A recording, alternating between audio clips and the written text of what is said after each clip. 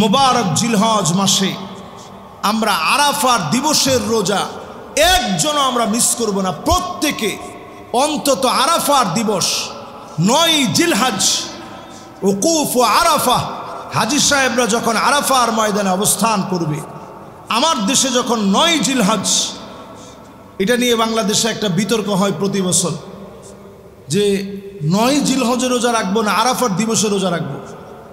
আমি এই ক্ষেত্রে বলি, আপনি টানা জিলহজের প্রত্যেক দিন রোজা রাখেন, এটা তো হাদিস দিয়ে প্রমাণিত। আমাদের দ্বন্দ্ব কলহ করা কোনো দরকার নেই।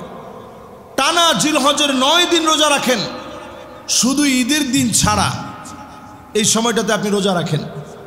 নবী আলাইহিস সালাতু ওয়াস সালাম বলেন, যদি কেউ আরাফার দিবসে রোজা রাখে, সিয়ামু ইয়াউমে আরাফা, আরাফার দিবসের রোজা যদি আল্লাহর কোনো গোলাম রাখে, আহতাসিবু আলাল্লাহি আইয়ুকাফিরা সানাতাল্লাতী ক্বাবলাহু ওয়াস সানাতাল্লাতী বা'দাহু, আমি আল্লাহর কাছে আশা করি আগের 1 বছর পরের 1 বছরের গুনাহ আল্লাহ মাফ করে দিবেন। আল্লাহু আকবার। এই মুবারক আরাফার দিবসের রোজা কারো যেন মিস না হয়। জিলহজ মাস আসার সঙ্গে সঙ্গে পারলে রোজা রাখা শুরু করবেন। আল্লাহর নবী টানা 9 দিন রোজা রেখেছেন। জিলহজ মাসের শুরু থেকে নিয়ে 9 জিলহজ পর্যন্ত রোজা রাখবেন।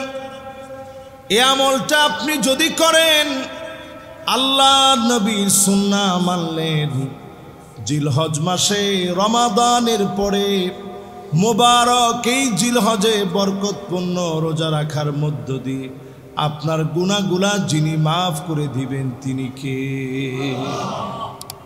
আরেকটা সুযোগ, রমাদানে আমরা রোজা রাখছি, এই রোজার পরে নফল রোজার একটা সুযোগ, অনন্য সুযোগ আমাদের জন্য, জিলহজে টানা 9 দিন রোজা রাখা।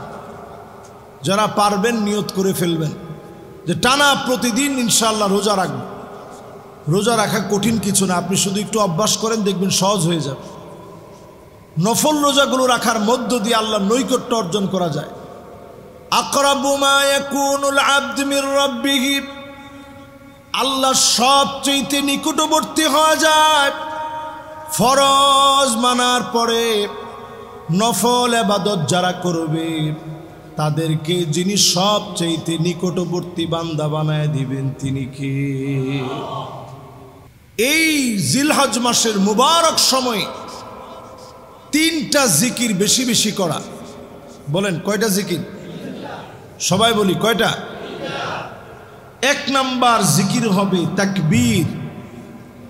তাকবীর মানে আল্লাহু আকবার। তাকবীর মানে কি? দেখবেন ফিলিস্তিনের ছোট ছোট বাচ্চা জালেমের জুলুমের শিকার হয়ে তারা দেখবেন স্লোগান দেয়, তাকবীর আল্লাহু আকবার, তাকবীর আল্লাহু আকবার। এই তাকবীরটা বেশি বেশি দিবেন। জিলহজ মাসের চাঁদ দেখার পর থেকে এই তাকবীর শুরু হয়ে যাবে। আল্লাহু আকবার, আল্লাহু আকবার, আল্লাহু আকবার, আল্লাহু আকবার, যত পারেন বলবেন। এরপরে তাহলিল, লা ইলাহা ইল্লাল্লাহ, লা ইলাহা ইল্লাল্লাহ বলার চেষ্টা করবেন। ফায়দাটা কি? লা ইলাহা ইল্লাল্লাহ যদি আপনি একবার বলেন, নবী আলাইহিস সালাতু ওয়াস সালাম বলছেন, জাদ্দিদু ঈমানাকুম, তোমরা তোমাদের ঈমানটার একটু নতুন করো। তো সাহাবায়ে কেরাম বিনয়ের সঙ্গে প্রশ্ন করলেন, নবী কাইফা নুজাদ্দিদু ঈমানানা, ঈমানটারে আমরা নতুন বানাবো কেমনে? নবীজি সাল্লাল্লাহু আলাইহি সাল্লাম বললেন, কাসসিরু যিকরা লা ইলাহা ইল্লাল্লাহ, লা ইলাহা ইল্লাল্লাহ তুমি যদি বারবার বলো তোমার ঈমানটা নতুন হবে। আল্লাহু আকবার। আমরা আমাদের ঘর বাড়ি একটু রংটা যদি, চুনাটা যদি ডিস্টার্ব হয়ে যায়, এটাকে আমরা সংস্কার করি। প্লাস্টার যদি খসে পড়ে, এটাকে আমরা সংস্কার করি। ঈমানকে যদি আপনি সংস্কার করতে চান, তাজদীদ করতে চান, নতুন করতে চান, লা ইলাহা ইল্লাল্লাহ বেশি বেশি পড়া। বলেন কি পড়ব? এর দ্বারা আল্লাহ তাআলা ঈমানটাকে নতুন করে দিবে, নবায়ন করে দিবে। শুধু নতুন নবায়ন করবেন। আমাদের মনের ভিতরে শয়তান কত রকমের ওয়াসওয়াসা ঢুকায় দেয়। এই ওয়াসওয়াসার কবলে পড়ে কখনো কখনো আমরা ঈমান হারা হয়ে যাই। ফিতনা ফাসাদের এই সময়ে আমরা যে গুনাহের কাজ করি কখনো কখনো ঈমান হারা হয়ে যায়। এই ঈমান হারা অবস্থায় আপনি যখন লা ইলাহা ইল্লাল্লাহ বলবেন, ঈমানটাকে আল্লাহ তাআলা আবার নবায়ন করে দিবে। আল্লাহু আকবার। নবী আলাইহিস সালাতু ওয়াস সালামের হাদিস অনুযায়ী এই সময়ে তাহমিদ, আল্লাহর প্রশংসা আদায় করা, আলহামদুলিল্লাহ বেশি বেশি বলা। আলহামদুলিল্লাহ নিয়ে সায়েন্টিস্টরা গবেষণা করে অবাক হয়েছে। শুধু প্রশংসা করলে মানুষের ব্রেনের ভিতরে যে একটা পরিবর্তন হয়, কৃতজ্ঞ মানুষের ব্রেন আর অকৃতজ্ঞ মানুষের ব্রেনের ভিতরে বিরাট পার্থক্য আছে। যারা কৃতজ্ঞতা বোধ থেকে আলহামদুলিল্লাহ বলে, আল্লাহ তাআলা নানাভাবে তাদেরকে সুস্থ রাখেন। পড়েন আল্লাহু আকবার। দুনিয়ার জীবনে আল্লাহ সুস্থ রেখে আউয়ালু মান ইউদআ ইলাল জান্নাল হামিদুন, আল্লাহর জান্নাতের ভিতরে প্রথম কাতারের জন্য সেদিন আল্লাহ ডাকবেন।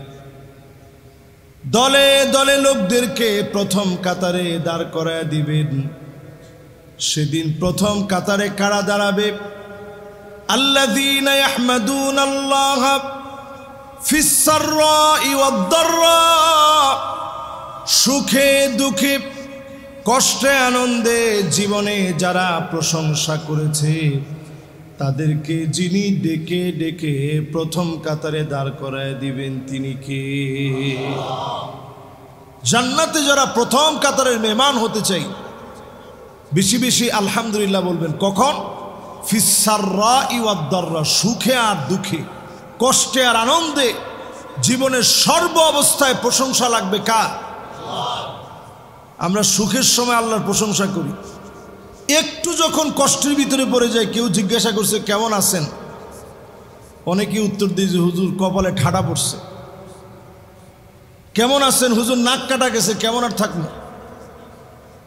আবার কিছু লোক আছে যারা হুজুরদেরকে সহ্য করতে পারে না, জিজ্ঞাসা করলে কেমন আছেন, কারে মোল্লারাই ভালো না, আমরা থাকি কেমনে। কিছু লোক আছে দেখবেন আলেমদের সমালোচনা করলেই মনে করে আমি জিতে গেলাম।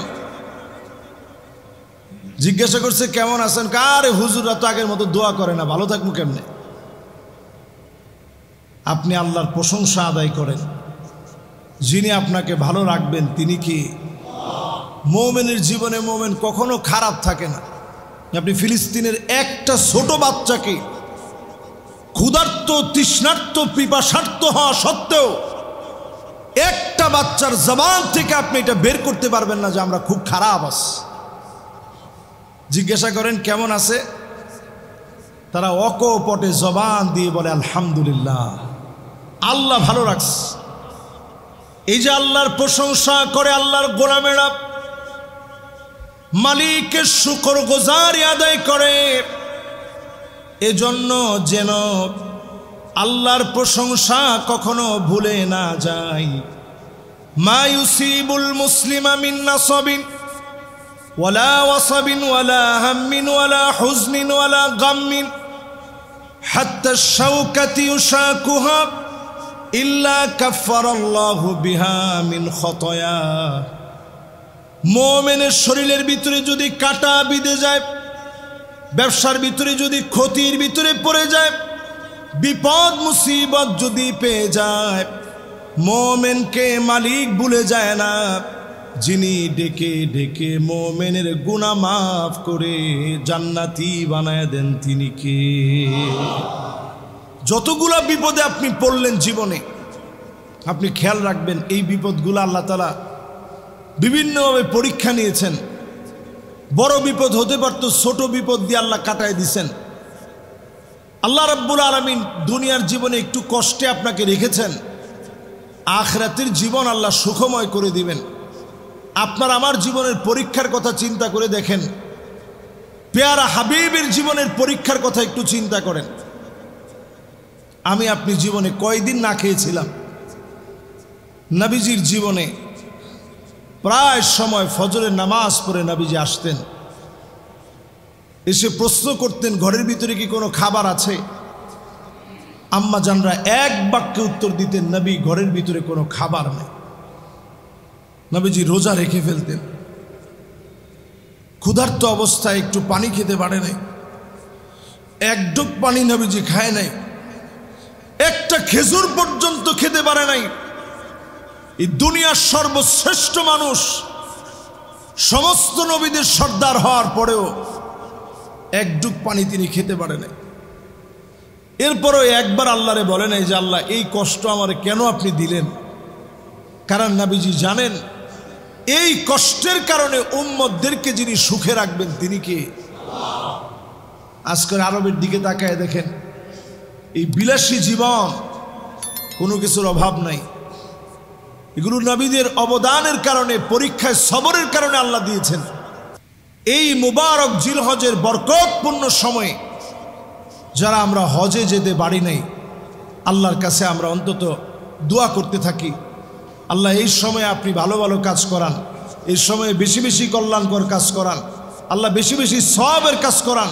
হাজী সাহেবরা যখন এক একটা জায়গায় অবস্থান করবে, আপনি নিজে মনের ভিতরে আনতে থাকেন যে আল্লাহ এই জায়গায় যদি আমি যেতে পারতাম, মুজদালেফায় যদি আমি থাকতে পারতাম, আল্লাহ আমি যদি আরাফার ময়দানে যেতে পারতাম, মিনায় যদি অবস্থান করতে পারতাম। হতে পারে তাসদীকুন নিয়্যাহ, মনের এই পরিশুদ্ধ নিয়তের কারণে আল্লাহ তাআলা আপনাকে হজের তৌফিক দিবেন। যদি তৌফিক নাও পান, নিয়তের কারণে আল্লাহ তাআলা সওয়াব দিয়ে দিবেন। সুবহানাল্লাহ।